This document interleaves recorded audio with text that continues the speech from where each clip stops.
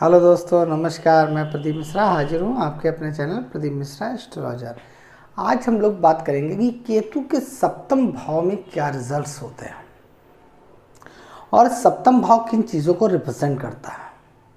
आप जानते हैं मैंने इतनी वीडियो बनाए हैं, चाहे मंगल हो, शनि हो और राहु हो, बृहस्पति हूँ, शुक्रदेव हूँ और आपके सूर्यदेव हों, चंद्रदेव हों, बुधदेव हों, सभी पे मैंने वीडियो बनाई है कि उनके क्या प्रभाव रहते हैं लग्न से द्वादश भाव तक। तो अगर मैंने कई बार बताया है कि हर भाव का एक अपना अपना रिजल्ट्स है, और जो आज मैं बात करने जा रहा हूँ वो केतु के सप्तम भाव पे। और सप्तम भाव किन चीज़ों को रिप्रेजेंट करता है ये मैंने कई बार बताया है, और ये भी मैं बताता हूँ कि सप्तम भाव किन चीज़ों को रिप्रेजेंट करता है। देखिए, पहली बात है विवाह या जीवन साथी को रिप्रेजेंट करता है।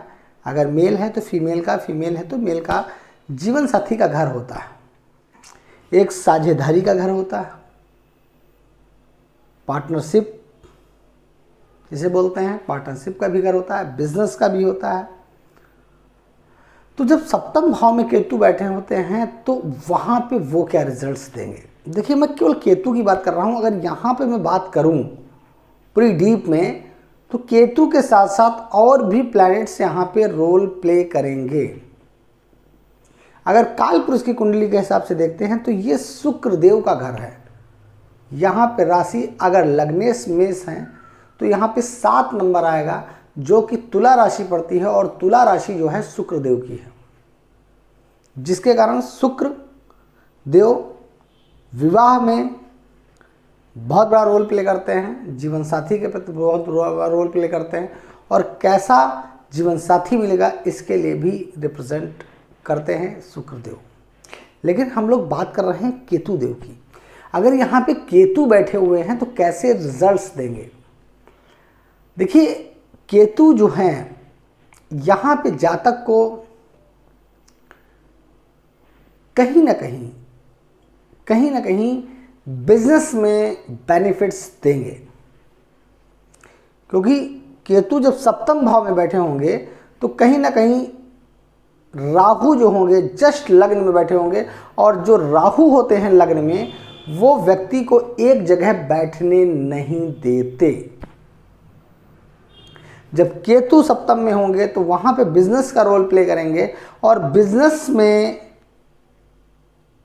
कहीं ना कहीं जातक तरक्की करेगा, क्योंकि ऐसे जातक तुरंत क्रियाशील रहेंगे, कार्यवत रहेंगे, कार्य करते रहेंगे, बिजनेस को कहीं ना कहीं मेंटेन करते रहेंगे, और बुद्धि तीक्ष्ण होगी कि ये नहीं है कि कोई उनको लूट कर चला जाए।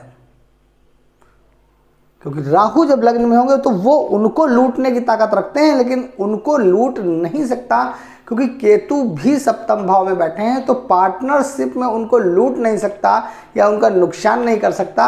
वो उनको परेशान कर सकते हैं अगर वो उनको परेशान करेंगे। तो यहाँ पे अगर देखा जाए तो केतु बिजनेस के लिए बहुत अच्छे हैं। लेकिन अगर वैवाहिक जीवन की बात करें हम यहाँ पर, तो कहीं ना कहीं पत्नी से उनको एक अच्छे से रिलेशंस बनाना बहुत ज़रूरी है। क्योंकि एक चीज़ बता दें, केतु कहीं ना कहीं पूर्व जन्म के जो आपने कार्य किए हैं उस तरीके के भी रिजल्ट्स देते हैं। इस चीज़ का ध्यान रखिए।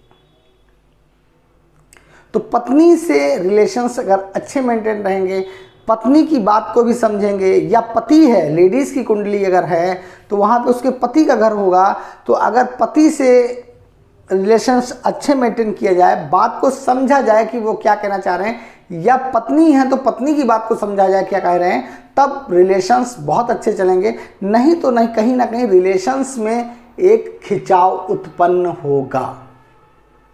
ये 100% है कि अगर रिलेशंस वहां पे बेटर नहीं चले तो कहीं ना कहीं उस बंधन को हम टूटता हुआ भी देख सकते हैं। ये 100% है, क्योंकि केतु अपने सप्तम भाव से लग्न को देख रहे हैं और पंचम भाव से एकादश भाव को देख रहे हैं और नवी दृष्टि से वो पराक्रम भाव को देखते हैं, तो कहीं ना कहीं ऐसा ना करिए कि जो आपकी बोली है, वाणी है, वो अपने पति या पत्नी पर निकालें।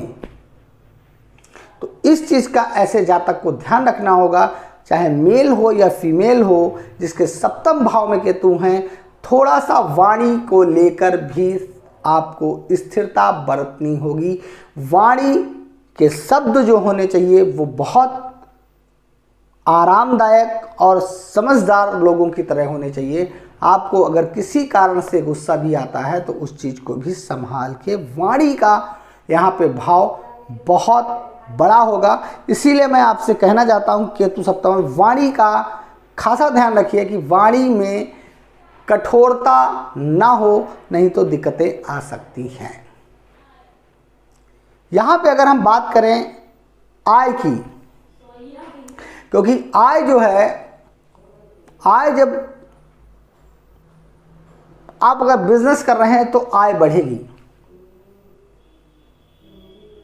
क्योंकि यहाँ पे केतु पार्टनरशिप पे रिजल्ट्स अच्छे देंगे, क्योंकि जो भी पार्टनर होगा वो जानेगा कि व्यक्ति होशियार है,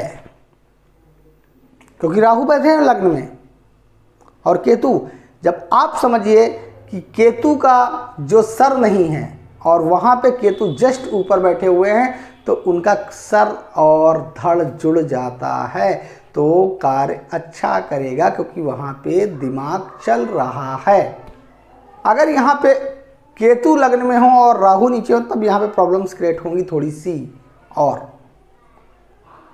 लेकिन इस समय दिमाग अच्छा चलेगा, चीज़ें अच्छी हुई, पार्टनरशिप के लिए भाव अच्छा है। और मैं ऐसे जातकों से ये भी कहूँगा, अपने बड़े भाई बहनों से संबंध अच्छे रखें, अपनी इच्छा शक्ति पे कंट्रोल रखें। इच्छा पूर्ति होगी, लेकिन इच्छाओं को ध्यान में रखें, क्योंकि एकादश भाव कहीं ना कहीं आय के साथ इच्छा पूर्ति का भी है। इच्छा पूर्ति भी होगी, लेकिन वो तभी होगी जब आप एकाग्रता से कार्य करेंगे। क्योंकि मैं इन चीज़ों को आपको बताना चाहूँगा कि केतु यहाँ पे पार्टनरशिप के लिए बहुत अच्छे हैं, बिजनेस के लिए बहुत अच्छे हैं। और मैं ये भी कहता हूँ 32 या 35 की उम्र के बाद ऐसे जातक जिंदगी में मान सम्मान, प्रतिष्ठा, धन, वैभव सब कुछ प्राप्त करते हैं और समाज में एक मान सम्मान की प्राप्ति होती है, ये मैं कह सकता हूँ। क्योंकि देखिए एक चीज़ बता दें, मैं कि यहाँ पे केवल केतु की बात कर रहा हूँ। अगर मैं सभी प्लैनेट्स की बात करूँ, मैं अभी युति की भी बात करूँगा कि जब यहाँ पे युति होगी, लेकिन वो आज के वीडियो में नहीं, मैं सभी प्लैनेट्स की युति की भी बात करूँगा, आपको बताऊँगा कि जब यहाँ पे युति होगी। क्योंकि अगर यहाँ पे केतु को देखना है तो कहीं ना कहीं मंगल को भी देखना होगा कि मंगल किस पोजीशन में इस कुंडली में बैठे हुए हैं, चाहे जिस भी जातक की कुंडली हो। लेकिन मैं एक चीज़ कह सकता हूँ, ऐसे जातक अगर बिजनेस लाइन में जाते हैं या पार्टनरशिप किसी बिजनेस में करते हैं या शेयर मार्केट्स में पार्टनरशिप करते हैं, तो कहीं ना कहीं उनके बेनिफिट्स अच्छे होंगे, ये चीज़ मैं आपको बता सकता हूँ। लेकिन वैवाहिक संबंध के लिए मैं कहूँगा कि वाणी में कठोरता नहीं होनी चाहिए। पर्सनल रिलेशंस में एक व्यक्तित्व अच्छा होना चाहिए, वाणी में कठोरता नहीं होनी चाहिए। कटु भाषा का प्रयोग ना करें, क्योंकि ऐसे जातक कभी कभी कटु भाषा का प्रयोग करते हैं, जिससे उनकी ज़िंदगी में प्रॉब्लम्स क्रिएट होती हैं। वीडियो बहुत बड़ा नहीं करना चाहता। देखिए एक चीज़ बता दें, कुंडली एक बहुत ब्रॉड है और हर प्लैनेट्स की डिग्री, नक्षत्र बहुत बड़ी चीज़ें रोल प्ले करता है, लेकिन मैं आपको केवल बहुत शॉर्ट वीडियो में बताना चाह रहा हूँ। अगर कोई जातक अपनी कुंडली मेरे पास हैं जातकों की, लेकिन अगर किसी जातक को बहुत बड़ी परेशानी है तो मुझे कमेंट करके बताएं, मैं उस ऐसी कंडीशंस के सिस्टम्स भी बता सकता हूं कि उसकी ज़िंदगी में कहीं ना कहीं प्रॉब्लम्स ख़त्म होने का प्रयास करना शुरू कर देंगी। क्योंकि ऐसा नहीं है कि एक पॉइंट से सारी कुंडली बताई जा सकती है, क्योंकि रीजन क्या है, हर प्लैनेट, हर नक्षत्र का इफेक्ट है। लेकिन मैं एक मोटी चीज बता सकता हूं इस 10-12 मिनट में कि यहां पे केतु अपने इफेक्ट क्या डालेंगे। तो वही मैं आपको बता रहा हूं, केतु यहां पे रिजल्ट्स अच्छे देंगे, लेकिन यहां पे भी कंडीशन, अब केतु की भी डिग्री को आंकना पड़ेगा कि केतु किस डिग्री पे बैठे हुए हैं। क्योंकि केतु जहां बैठे होंगे जस्ट अपोजिट वहां पे राहु भी होंगे। राहु और केतु दोनों छाया ग्रह हैं। ये जिस घर में बैठते हैं उस घर को एब्जॉर्ब कर लेते हैं, उस घर की चीजों को एब्जॉर्ब करके वो स्वयं वो बन जाते हैं। अब डिपेंड करेगा कि उस कंडीशन में वहां पे कैसे इफेक्ट्स आएंगे। लेकिन केतु यहाँ पे पार्टनरशिप, बिजनेस के लिए बहुत अच्छे हैं। तो मैं आपसे केवल इतना ही कहूँगा कि अगर आपकी इस कुंडली में बैठे हुए हैं तो मंगल को भी देखने का प्रयास जरूर करिएगा। तो आज का वीडियो मेरा यहीं पे समाप्त होता है। नमस्कार। अगर मेरा वीडियो पसंद आया हो तो लाइक करिए, शेयर करिए, सब्सक्राइब करना बिल्कुल ना भूलिए। नमस्कार।